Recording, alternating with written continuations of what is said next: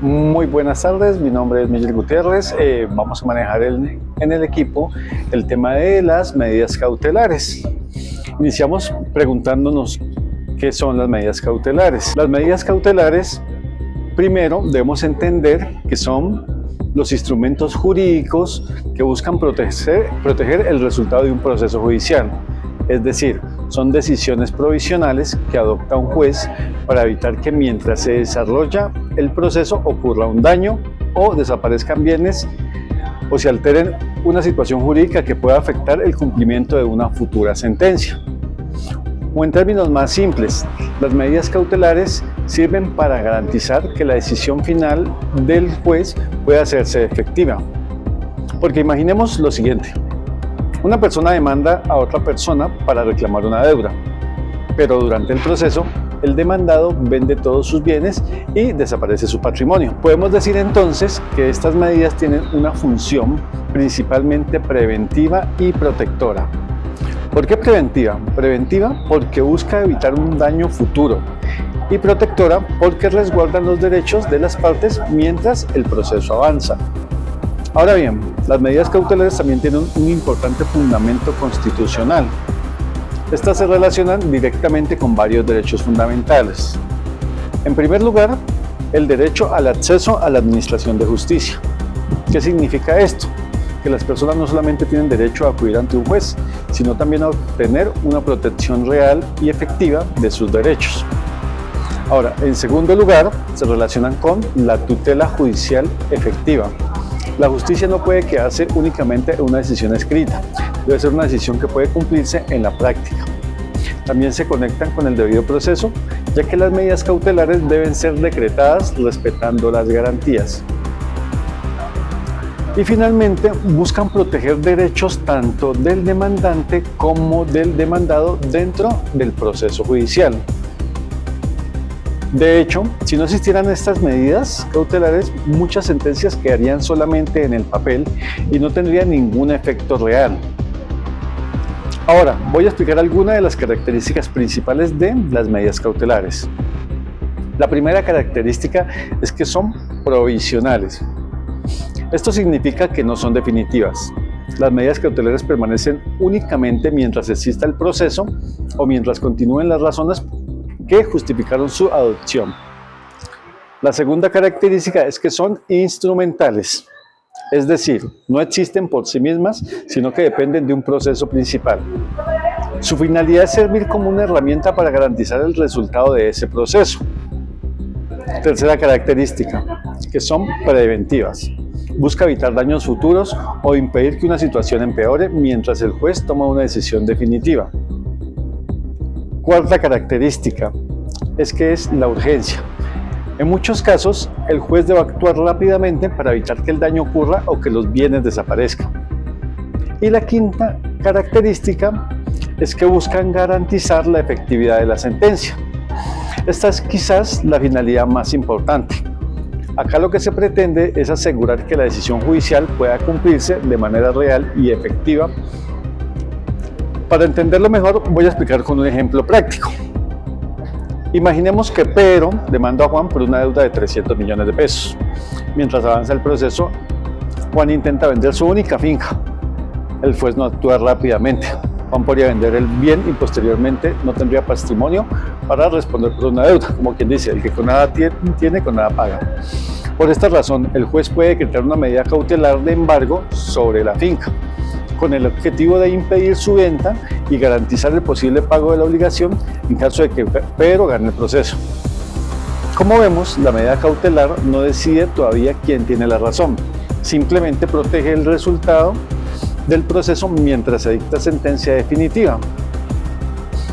En cuanto al sustento normativo, las medidas cautelares se encuentran reguladas principalmente en el Código General del Proceso, especialmente en los artículos 590 y siguientes. Allí se establecen en aspectos relacionados con los embargos, el secuestro de bienes las medidas aplicables en procesos ejecutivos, entre otras disposiciones. Estas normas determinan los requisitos, procedimientos y límites que deben tener las medidas cautelares dentro del ordenamiento jurídico colombiano. Para finalizar, podemos concluir que las medidas cautelares son mecanismos fundamentales dentro del proceso judicial porque permiten proteger derechos, prevenir daños y garantizar que las sentencias realmente puedan cumplirse. Sin estas medidas, en muchos casos, la Administración de Justicia perdería la efectividad y las decisiones judiciales podrían ser inútiles. Y con esto surge una pregunta importante. ¿Cómo funcionan realmente las medidas cautelares y qué necesita una persona para solicitar una ante un juez? Este será el siguiente punto a desarrollar por mi compañero. Buenas tardes, compañeros, mi nombre es Salvador Fabián y voy a presentar cómo funcionan las medidas cautelares. Continuando con la exposición, voy a explicar las funciones, las medidas cautelares, cuáles son los requisitos para que puedan decretarse y quién puede solicitarlas y cuáles son sus efectos dentro del proceso judicial. Las medidas cautelares no se decretan automáticamente. El juez debe analizar si realmente existe un riesgo para el derecho, reclamando y verificando que se cumplan ciertos requisitos establecidos por la ley. 1. Aprendiendo el buen derecho. El primer requisito es la apariencia del buen derecho, también conocido como fumus boni iuris. Esto significa que la persona que solicita la medida cautelar debe demostrar que aparentemente tiene derecho válido. No existe una prueba definitiva porque el proceso todavía no ha terminado. Sin embargo, sí deben existir suficientes que permitan impedirle la reclamación y puedan prosperar. El juez hace una valoración preliminar de pruebas aportadas. Entre las pruebas más comunes encontramos contratos firmados, letras de cambio, pagarés, facturas, escrituras públicas, comprobantes de pago. Un ejemplo que podríamos dar es que si una persona demanda el pago de una deuda presente de un pagaré firmado por el demandado, el juez puede considerar que existe una apariencia del buen derecho, ya que el documento muestra inicialmente la existencia de una obligación. Este requisito es importante porque evita que cualquier persona solicite medidas cautelares sin fundamentos serios. Segundo, peligro en la demora. El segundo requisito es el peligro de la demora, conocido como periculum in mora. Consiste en demostrar que esperar hasta el final de un proceso puede causar un perjuicio grave o incluso hacer posible el cumplimiento de una sentencia. El juez debe verificar si existe un riesgo real e inmediato para el derecho reclamado. Algunas situaciones que evidencian peligro en la demora son venta apresurada de bienes, ocultamiento de patrimonio, transferencia de dinero a terceros y riesgo de insolvencia, deterioro de bienes, posibilidad de abandonar el país. Por ejemplo, si un deudor comienza a vender todas sus propiedades mientras avanza el proceso judicial, existe un riesgo de que cuando el juez dicte la sentencia ya no tenga los bienes por responder la deuda. En este caso, el juez puede decretar medidas cautelares como el embargo preventivo, y este requisito busca evitar que el paso del tiempo perjudique a quien reclama un derecho. La tercera condición es la contracautela. El tercer requisito es la contracautela. La contracautela es una garantía que el juez puede exigir a quien solicita la medida cautelar. Su finalidad es proteger al demandando frente a posibles prejuicios ocasionados por una medida cautelar injusta. Esto ocurre porque las medidas cautelares pueden afectar a el patrimonio, las cuentas bancarias, la actividad económica, el uso de determinados bienes. La contracautela puede consistir también en un depósito de dinero, una póliza, una caución, una garantía. Y un ejemplo que podríamos dar es si se decreta un embargo sobre cuentas bancarias y posteriormente se demuestra que el demandante no tenía razón y el demandado podría reclamar daños ocasionados. ¿Quién puede solicitar medidas cautelares? El demandante, el deudor y el acreedor, el titular del derecho afectado también. Aunque en algunos casos excepcionales, el juez también puede decretar de oficio cuando la ley lo autoriza. ¿Cuándo se puede solicitar? Las medidas cautelares se pueden solicitar en diferentes momentos del proceso. Antes de la demanda, cuando existe una urgencia o riesgo inmediato. Por ejemplo, si el acreedor sabe que el deudor venderá sus bienes al día siguiente, con la demanda, en el momento más común, la solicitud se presenta junto con la demanda y pruebas iniciales, y durante el proceso también puede solicitarse durante el desarrollo del juicio si aparecen nuevos riesgos. Por ejemplo, cuando el demandado empieza a ocultar parte del patrimonio mientras avanza el proceso, efectos de las medidas cautelares. Las medidas cautelares producen importantes efectos jurídicos, entre los principales encontramos: limitar la disposición de los bienes, garantizar el cumplimiento de la sentencia, evitar fraudes y proteger derechos patrimoniales. También suspender determinados actos, conservar bienes de objeto de litigio, y gracias a las medidas de la sentencia final pueden ser realmente efectivas. Un ejemplo más complementario sería para finalizar: una empresa descubre que un contratista incumplió un contrato y además está vendiendo maquinaria para evitar responder económicamente. La empresa presenta una demanda y solicita embargo, secuestro, inscripción de la demanda, y el juez analiza el contrato, las facturas, las pruebas de cumplimiento y el riesgo de ocultamiento de bienes. Después de verificar la apariencia de un buen derecho y el peligro en la demora, decreta las medidas cautelares para finalizar. Quisiera dar unas conclusiones, las cuales son que las medidas cautelares son herramientas fundamentales dentro de un proceso judicial, porque permiten proteger los derechos de las partes mientras el juez toma una decisión definitiva y garantizan sentencias que puedan cumplir de manera efectiva. Bueno, mi nombre es William Navarro. En este momento voy a presentar lo que son las medidas cautelares en los procesos declarativos. Hasta ahora hemos entendido qué son las medidas cautelares y cómo funcionan en términos generales. Ahora analizaremos su aplicación específica dentro de los procesos declarativos, un escenario donde esas cumplen una función especialmente preventiva y garantista. Primero que todo, ¿qué es un proceso declarativo? Un proceso declarativo es aquel en el que existe incertidumbre sobre un derecho o una relación jurídica, y por eso se requiere que el juez intervenga para declarar quién tiene la razón. En otras palabras, el derecho todavía no está definido judicialmente. El juez debe reconocerlo, declarar una obligación, resolver un conflicto jurídico. ¿Cuál es la diferencia de un proceso declarativo y un proceso ejecutivo? Proceso declarativo. En el declarativo, el derecho aún está en discusión. Debe demostrarse la existencia del derecho y hay un debate probatorio amplio. En cambio, en el proceso ejecutivo, el derecho ya está demostrado. Existe un título ejecutivo como una letra de cambio o una compraventa. Lo que busca es hacer cumplir la obligación. Mientras el proceso declarativo busca declarar la existencia del derecho, algunos ejemplos de procesos declarativos son los más comunes: responsabilidad civil, incumplimiento contractual, pertenencia, simulación, nulidad de contratos, resolución de compraventa, declaración de unión marital y procesos societarios. Aquí viene uno de los puntos más importantes. En los procesos declarativos, el problema principal es el tiempo. Un proceso puede durar meses, incluso puede durar años.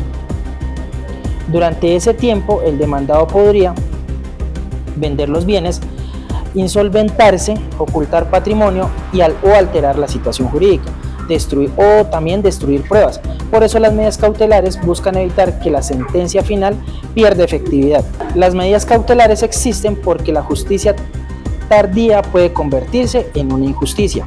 Las medidas cautelares en los procesos declarativos se encuentran reguladas principalmente por el artículo 90 del Código General del Proceso. Este artículo faculta al juez para decretar medidas que protejan el objeto del litigio, la efectividad de la sentencia, los derechos en discusión. Las medidas cautelares no buscan castigar al demandado, eso hay que dejarlo claro. Tampoco significa que el demandante ya ganó el proceso. Su finalidad es conservar bienes, evitar fraude, mantener el equilibrio procesal, garantizar el cumplimiento futuro de la sentencia. Algunas de las principales medidas cautelares en los procesos declarativos es la inscripción de la demanda, que consiste en registrar la existencia del proceso judicial sobre un bien sujeto a registro, como un bien inmueble o un vehículo, y generalmente se utiliza respecto de, como lo decía, por bienes inmuebles, hechos sujetos a inscripción. Sirve para advertir públicamente que existe un conflicto judicial sobre ese bien. Así cualquier persona que quiera comprarlo sabrá que está involucrado en un litigio. La inscripción de la demanda no impide necesariamente vender el bien, pero sí hace que quien lo compre asuma el riesgo jurídico que quede afectado por la sentencia futura. Un ejemplo práctico: María demanda la nulidad de una compraventa sobre una finca. El juez ordena la inscripción de la demanda en la Oficina de Registro de Instrumentos Públicos. Si Carlos vende posteriormente la finca, el comprador queda sometido al resultado del proceso. La inscripción de la demanda no solamente protege al demandante, sino también la seguridad jurídica y la publicidad registral. La segunda medida es el embargo. Esta es una medida cautelar que afecta jurídicamente un bien del demandado para impedir que disponga libremente de él. El bien queda vinculado al proceso. ¿Qué bienes pueden embargarse? Se pueden embargar cuentas bancarias, vehículos, bienes inmuebles, acciones, salarios, con límites legales, obviamente, derechos patrimoniales. ¿Qué efectos tiene el embargo? En el demandado no puede vender válidamente el bien, no puede ocultarlo jurídicamente, ve limitado su poder de disposición. Un ejemplo: una constructora es demandada por daños estructurales en un edificio. Los compradores descubren que la empresa está transfiriendo activos a otras sociedades. El juez decreta embargo sobre cuentas bancarias, maquinaria, inmuebles de la empresa. Con esto, que busca evitar insolvencia fraudulenta. El embargo cumple una función de garantía patrimonial dentro del proceso. El secuestro consiste en la aprehensión material del bien y su entrega a un auxiliar de la justicia, llamado secuestre. ¿Quién es el secuestre? Es una persona designada por el juez para custodiar el bien, administrarlo, conservarlo mientras dura el proceso. El embargo, ¿qué es? Hay una afectación jurídica. En el secuestro hay una aprehensión material. En el embargo hay que el bien sigue con el demandado en muchas ocasiones. En el secuestro el bien pasa a manos del secuestre. En el embargo hay una limitación a la disposición, y en el secuestro hay una que implica la entrega física. Ejemplo práctico: en un proceso sobre propiedad de maquinaria industrial, primero se decreta embargo, luego se practica secuestro, la máquina queda bajo custodia judicial. Sin estas medidas, el proceso podría volverse inútil. La sentencia podría ser imposible de ejecutar, se facilitarían conductas fraudulentas. Una sentencia sin medidas cautelares puede convertirse en una victoria jurídica, pero en una derrota material. Otro ejemplo: María compra un apartamento nuevo. Tiempo después aparecen grietas estructurales, filtraciones, problemas eléctricos graves. María demanda a la constructora por responsabilidad civil contractual.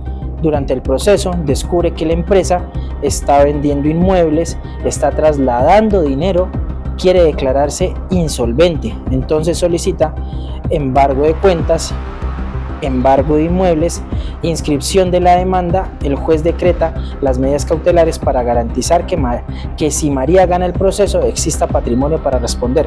Las medidas cautelares no implican prejuzgamiento. El juez no está diciendo el demandante ya tiene la razón, simplemente está protegiendo provisionalmente el derecho discutido. Aquí hay una relación importante con el debido proceso. Las medidas cautelares deben respetar el debido proceso, la proporcionalidad, el derecho de defensa. Por eso el juez debe analizar cuidadosamente la necesidad, la urgencia y la racionalidad. El proceso declarativo no solo busca resolver conflictos jurídicos, también busca que la decisión final sea realmente efectiva. Las medidas cautelares son precisamente el mecanismo que permite proteger esa efectividad mientras la justicia toma una decisión definitiva. Ahora bien, si en los procesos declarativos las medidas cautelares tienen una finalidad preventiva, en los procesos ejecutivos adquieren todavía más fuerza, especialmente figuras como el embargo y el secuestro. Con esto le damos paso al compañero Jason Ramos para que continúe con las medidas cautelares en procesos ejecutivos. Muchas gracias. Buenas tardes, compañeros, mi nombre es Jason Mauricio Ramos Hoyos y hoy vengo a hablarles sobre las medidas cautelares en el proceso ejecutivo. ¿Qué es una sentencia favorable en un proceso ejecutivo si al final no existen bienes sobre los cuales hacer efectivo el pago? Hoy vamos a analizar un tema fundamental dentro del derecho procesal civil colombiano. Las medidas cautelares en el proceso ejecutivo Estas medidas no son simplemente formalidades. Su función principal es garantizar que el derecho del acreedor pueda hacerse efectivo y que el proceso no pierda utilidad por actuaciones del deudor, como ocultar bienes, vender o transferir sus bienes antes de cumplir la obligación. ¿Por qué son necesarias las medidas cautelares? En el proceso ejecutivo regulado por el Código General del Proceso, el objetivo es exigir el cumplimiento de una obligación clara, expresa y exigible. Sin embargo, durante el trámite del proceso puede existir el riesgo de que el deudor disponga de sus bienes para evitar el pago. Por esta razón, el ordenamiento jurídico colombiano permite decretar medidas cautelares como el embargo y el secuestro de bienes. Estas medidas cumplen dos funciones principales. 1. Asegurar el pago de la obligación. 2. Proteger la eficacia de las sentencias y los derechos de las partes. Por eso, las medidas cautelares representan un equilibrio entre el derecho del acreedor a obtener el pago y el derecho del deudor al debido proceso. ¿Cómo funcionan las medidas cautelares? Las medidas cautelares se desarrollan mediante un procedimiento establecido en el artículo 593 del Código General del Proceso. Primero, el demandante debe solicitar la medida cautelar desde la presentación de la demanda o durante el proceso. Para ello es importante identificar correctamente los bienes del deudor. Segundo, el juez evalúa la solicitud y si la considera procedente, decreta el embargo.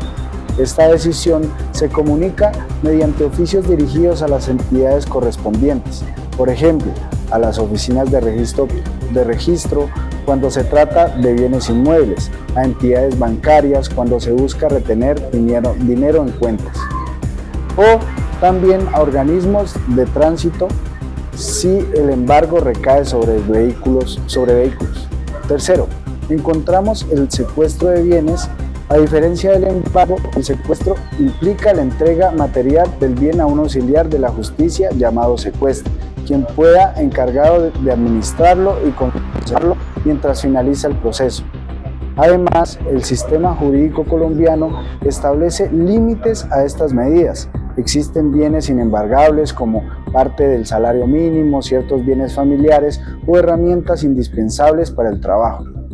Esto demuestra que las medidas cautelares no pueden aplicarse de manera arbitraria. Deben respetar principios como la proporcionalidad y la protección de los derechos fundamentales.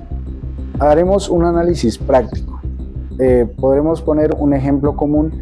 Ocurre en los procesos de ejecución hipotecaria.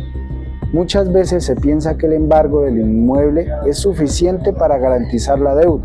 Sin embargo, en la práctica pueden existir hipotecas anteriores, gravámenes o una disminución en el valor comercial del bien. Por eso, en algunos procesos resulta necesario solicitar medidas adicionales, como el embargo de remanentes o la retención de dineros en cuentas bancarias. Esto demuestra que una adecuada estrategia cautelar puede ser decisiva para garantizar el cumplimiento efectivo de la obligación.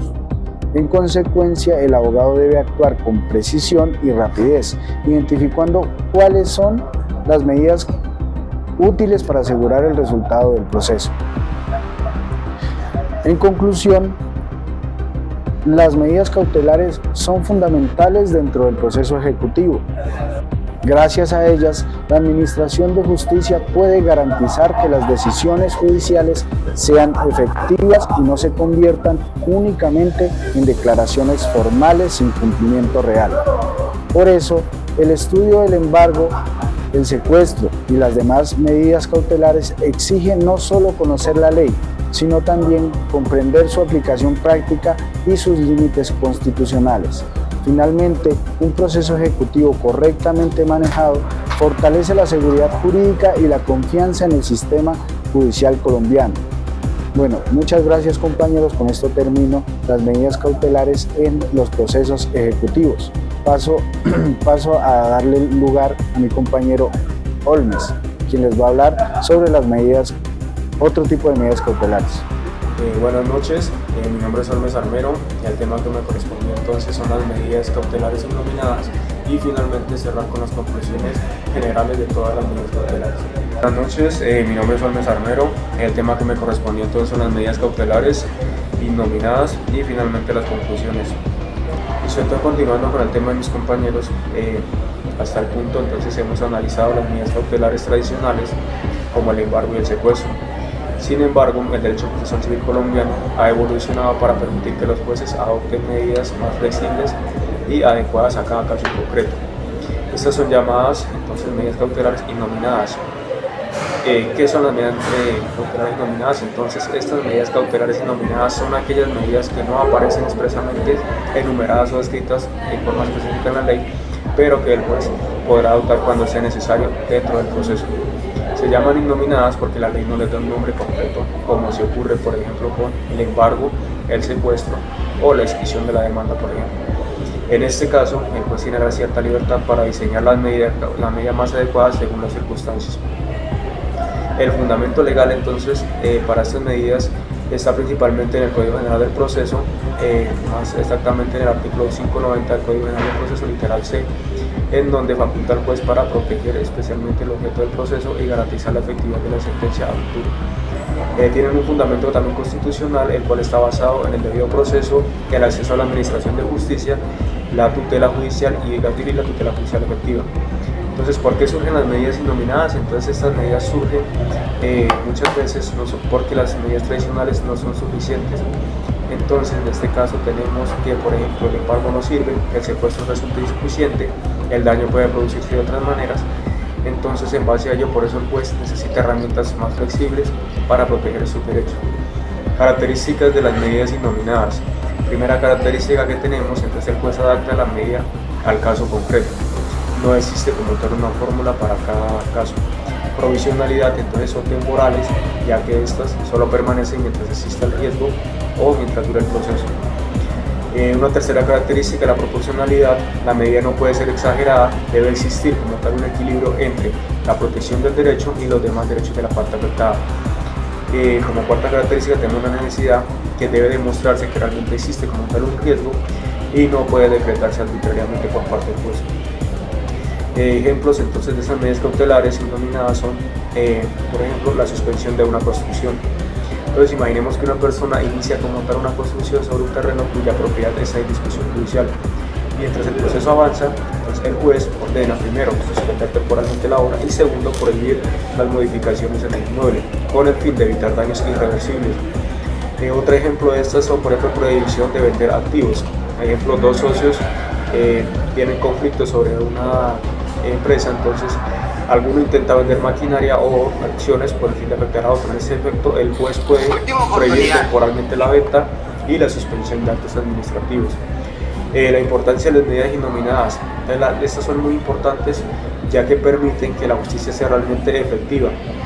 Entonces, si el juez solo pudiera usar medidas tradicionales, muchos derechos quedarían desprotegidos. Es por ello que las medidas innominadas permiten que el proceso civil se adapte primero a nuevas formas de fraude, a conflictos empresariales complejos, a situaciones tecnológicas modernas y evitar riesgos no previstos expresamente por la ley.